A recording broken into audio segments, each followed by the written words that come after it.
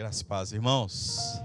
É um prazer podermos estar aqui mais uma vez para adorar o Senhor, bendizer o nome dEle. Eu queria fazer um pequeno comentário sobre o dia 31 de outubro. As pessoas enfeitam as casas para o Halloween. E por incrível que pareça, muitas vezes, depois, na hora que passa o Halloween, eles trocam algumas coisas para o Natal. Mas, irmãos, essa casa me chamou muita atenção, porque no alto da casa, além de várias imagens de caveiras e tudo mais, um grande demônio, enorme, de asas, exatamente.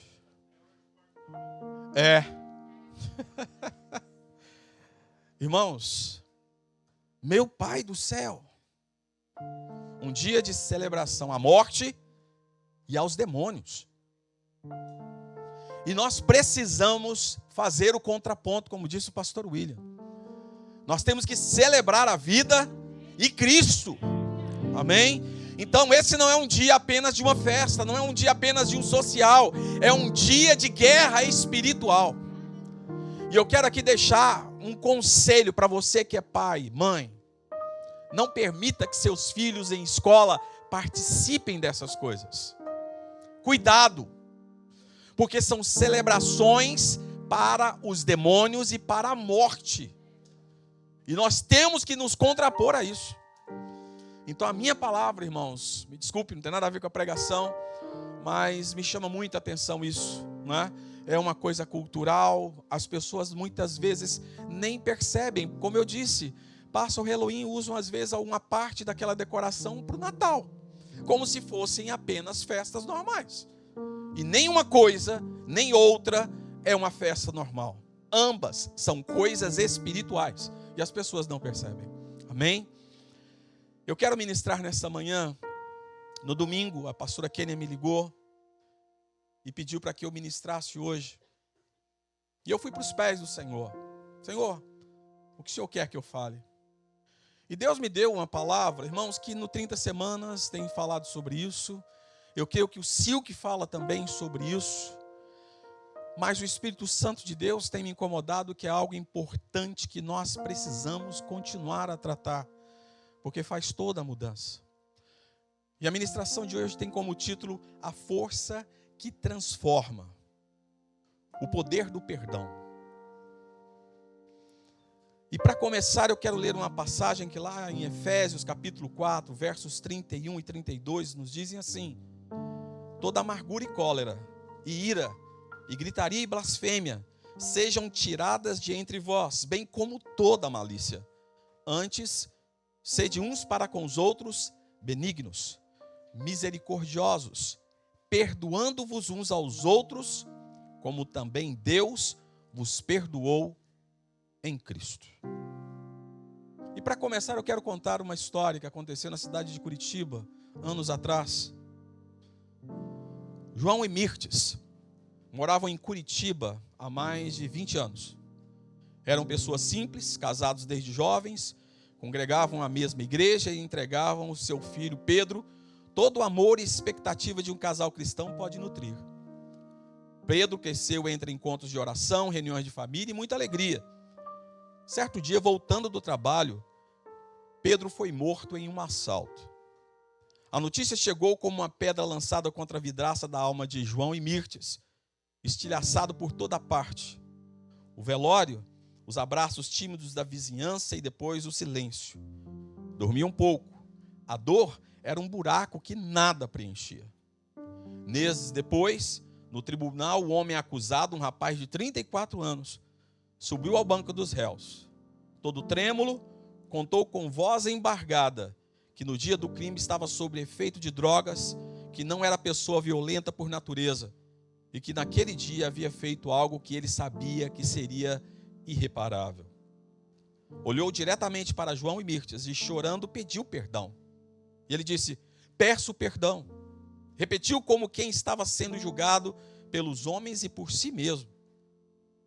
João e Mirtes ouviram o pedido, mas não conseguiram perdoar. Como perdoar o silêncio que virou rotina? Como aceitar o pedido de alguém que havia dado fim à vida de seu filho? A sentença veio, 18 anos de prisão. Chamaram isso de justiça, mas a ferida continuava exposta. Com o tempo algo mudou.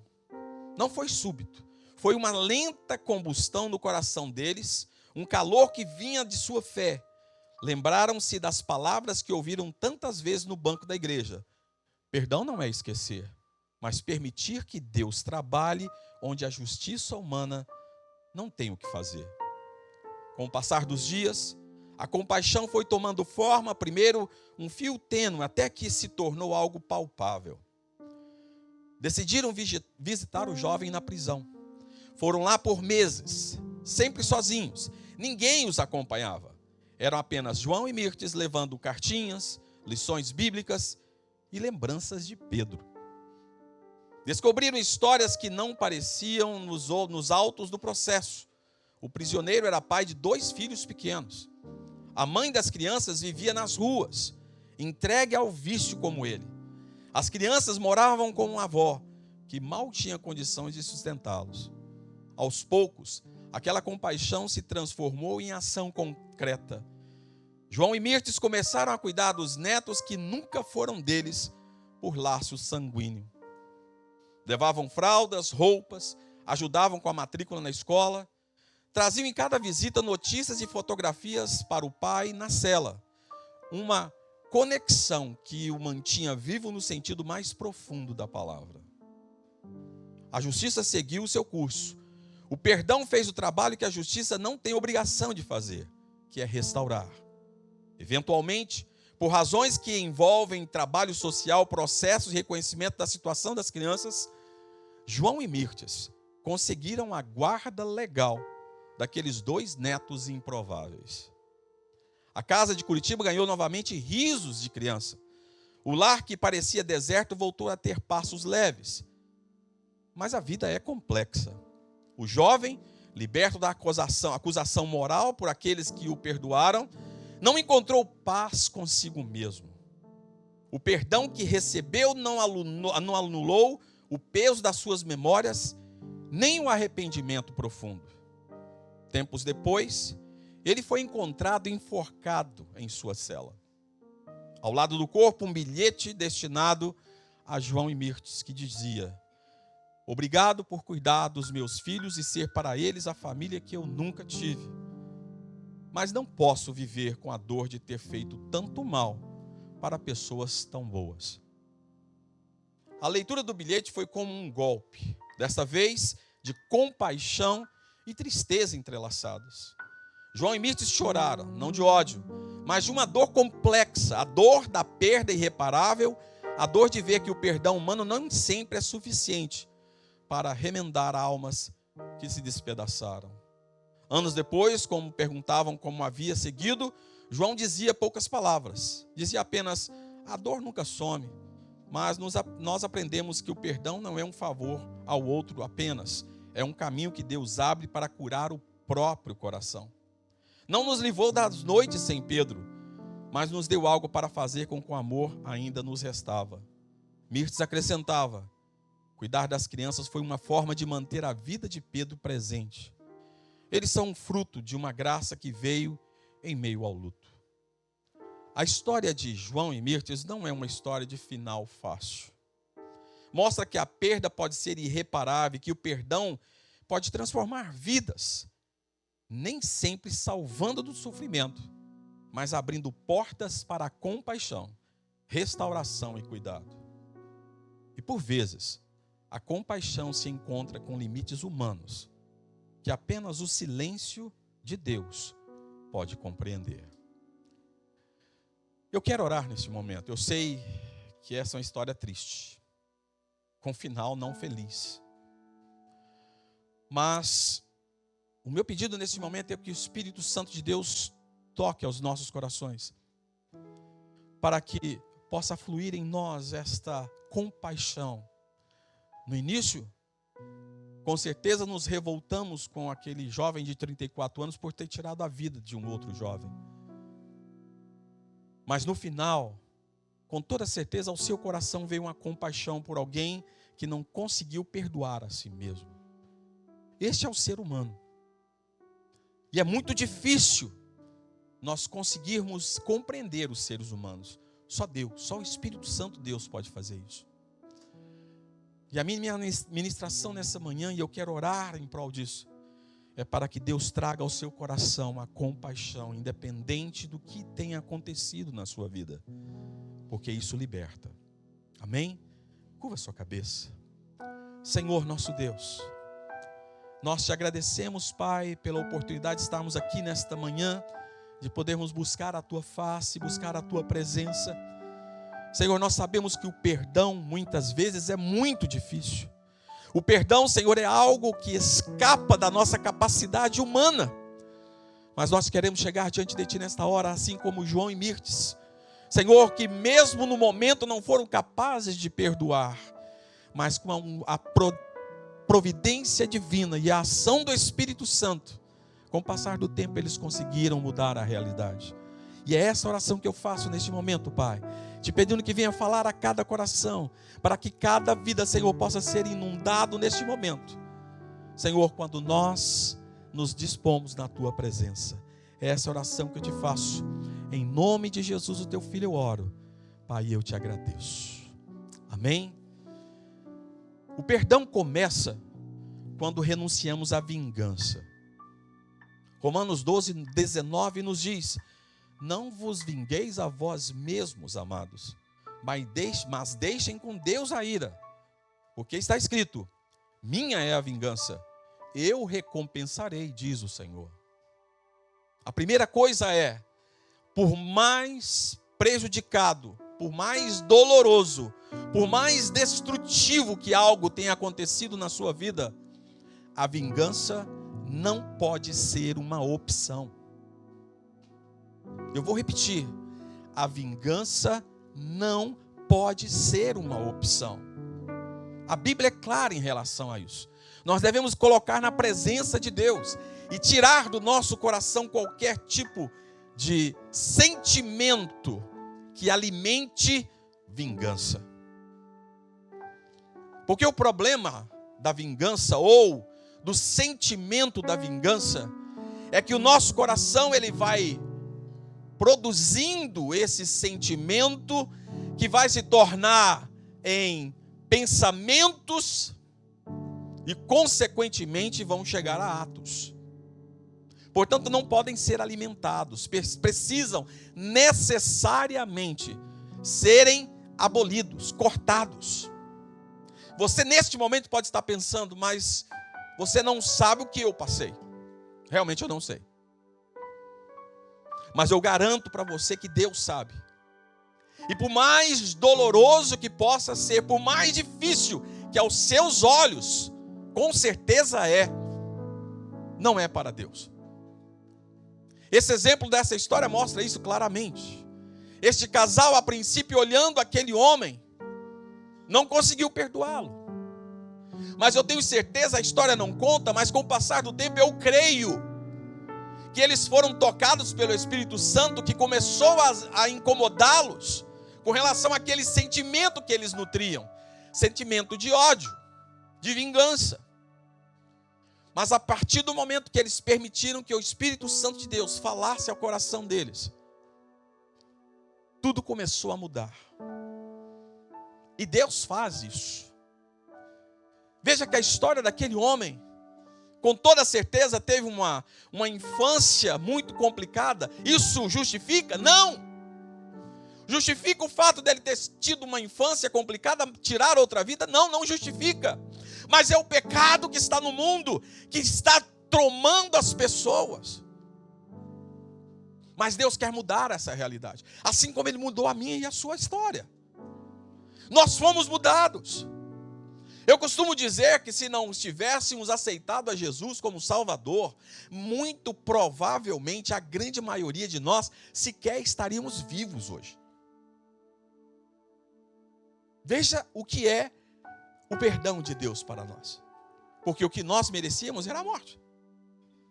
O que nós tínhamos como resultado de vida era a morte. Mas Deus transformou por amor, por misericórdia. Transformou tragédia em vitória. E é isso que Ele quer fazer. Quando deixamos de ser juiz Deus faz com que aquilo que nós nunca poderíamos fazer, que é restaurar. Nós fomos restaurados. E Ele também quer que você seja instrumento de restauração. Eu quero dizer que aquele rapaz que tirou a sua própria vida, eu não sei o destino dele. Mas eu fico pensando nos filhos. Que por causa do perdão de João e Mirtes, provavelmente a história daquelas duas crianças tomou um novo rumo. Uma maldição que acompanhava uma família, que por causa do perdão e da misericórdia, aquelas vidas tomaram um outro caminho. Um caminho diferente, provavelmente de uma família restaurada, onde eles vão crescer e vão se tornar adultos e vão formar famílias e que vão também ter filhos saudáveis.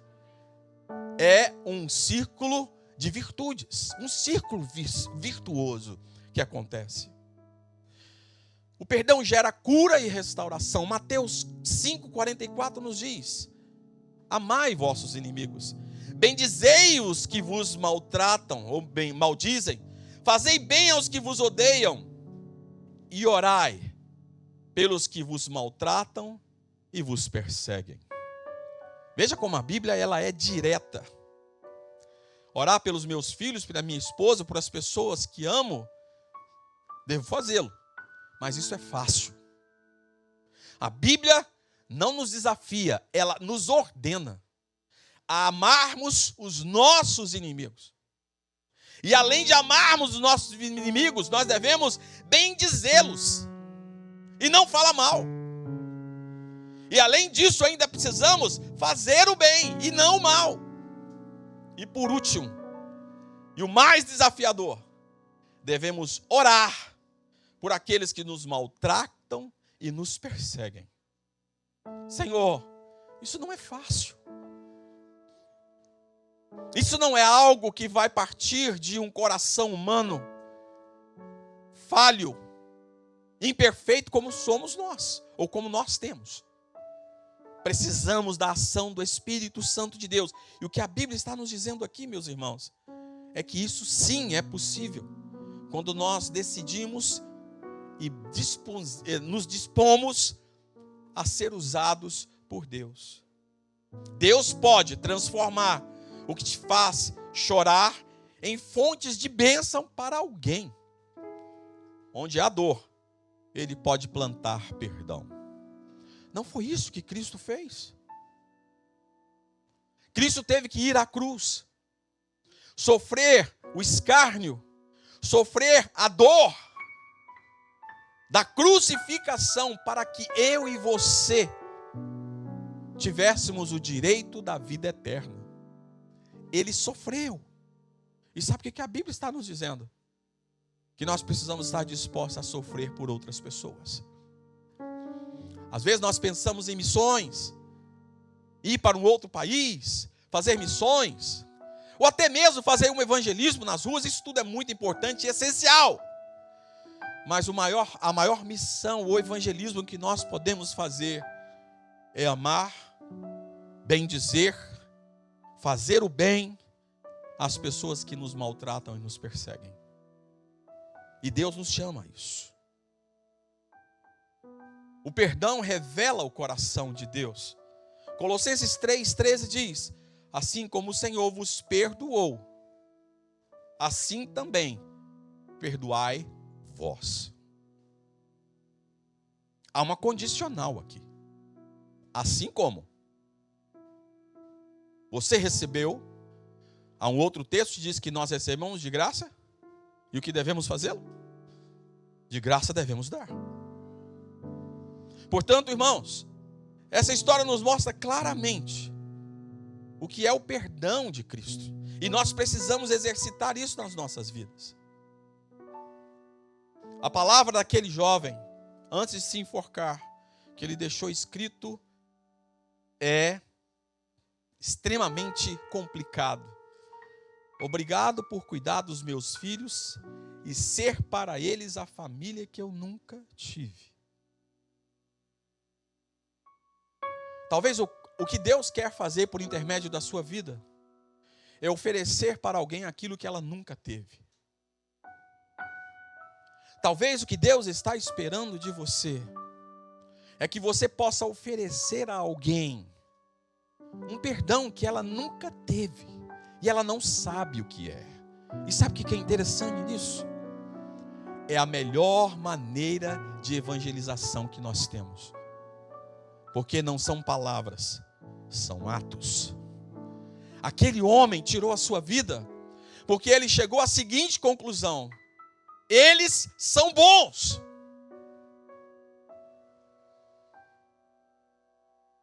Eles são bons. Esses dias atrás, num dos meus devocionais, eu falei exatamente sobre isso.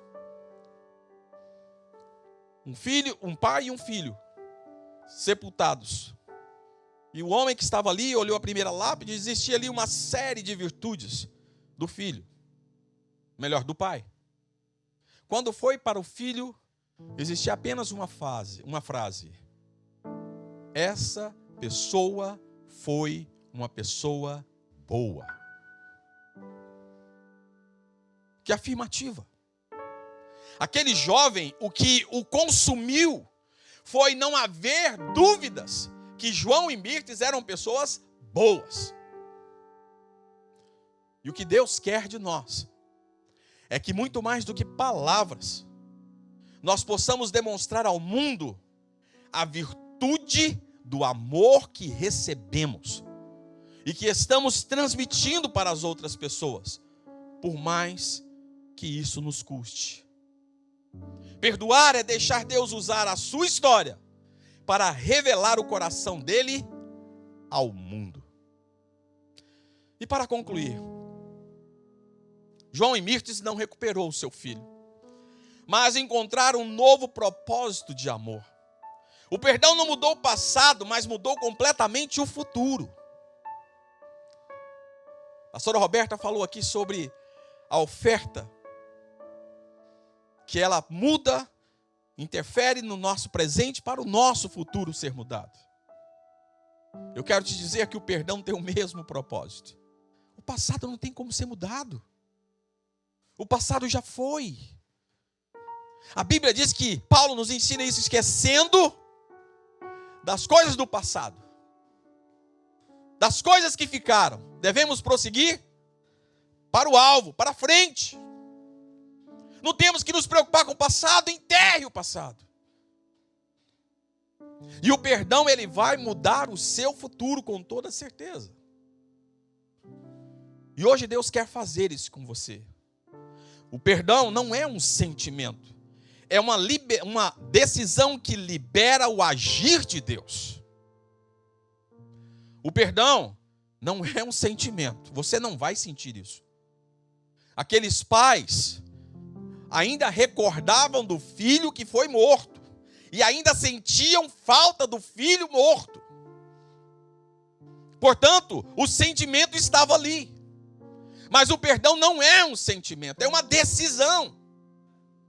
E esta decisão vai liberar o agir de Deus. E eu te pergunto, existe algo melhor do que o agir de Deus na nossa vida? Talvez hoje Deus esteja te pedindo para liberar alguém.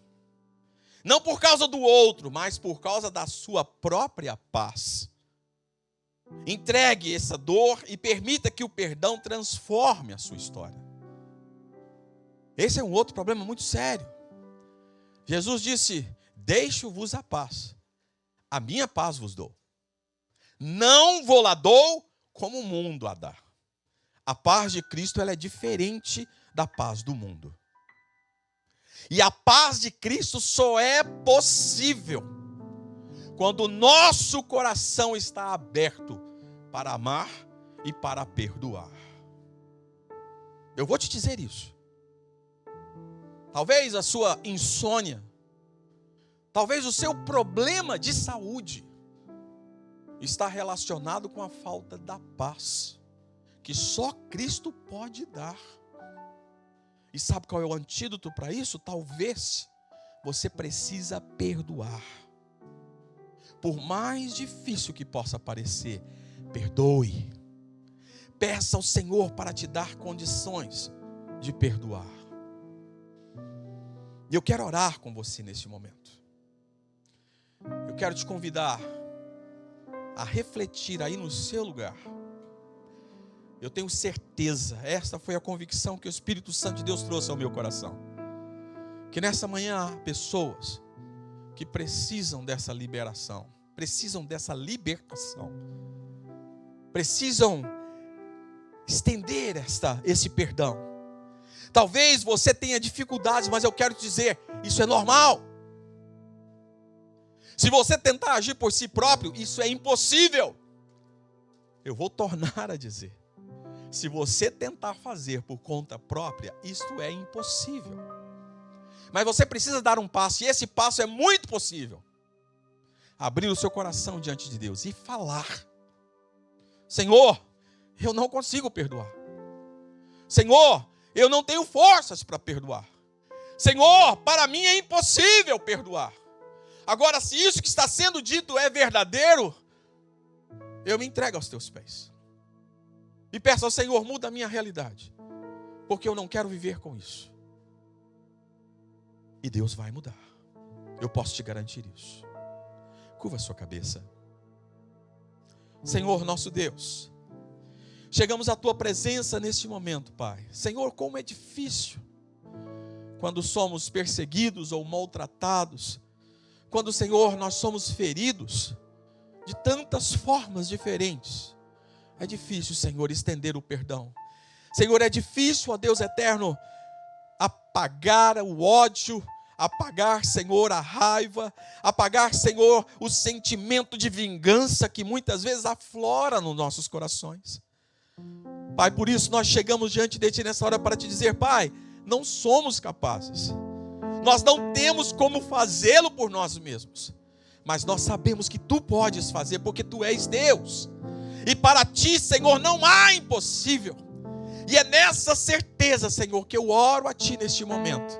E Te peço, Espírito Santo de Deus, venha trabalhar em nossos corações, limpando, tirando esses sentimentos, ó Pai, que tanto, Senhor, nos apertam, para que nós possamos verdadeiramente, Senhor, amar como Tu nos amastes, perdoar como fomos perdoados, e alcançar vidas para o Teu reino, Senhor, porque esta é a Tua vontade para cada um de nós.